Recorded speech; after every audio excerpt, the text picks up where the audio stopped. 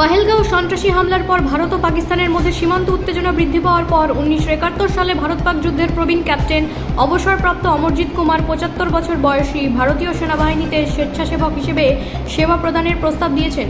তিনি যে কোনো স্থানে মোতায়েনের জন্য প্রস্তুতি প্রকাশ করে সেনা প্রধানকে চিঠি লিখেছেন।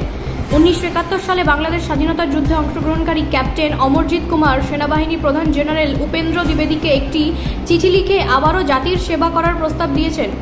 আমি আমার দেশপ্রেমের আবেগ এবং আবারও জাতির সেবা করার ইচ্ছা প্রকাশ করার জন্য চিঠি লিখছি। আমি একজন শর্ট সার্ভিস কমিশনার অফিসার, মুক্তিপ্রাপ্ত এবং 1971 সালে বাংলাদেশের মুক্তিযুদ্ধের একজন প্রবীণ সৈনিক। ক্যাপ্টেন কুমার লিখেছেন। সেনাপ্রধানকে লেখা তার চিঠিতে যুদ্ধের প্রবীণ সৈনিক বলেছেন, একজন সৈনিক কখনো সত্যিকারের অর্থে অবসর গ্রহণ করেন না, এমনকি মৃত্যুর পরেও নয়। সেবা এবং ত্যাগের চেতনা এবং আত্মা আমাদের হৃদয়ে চিরকালীন স্থায়ী হয়।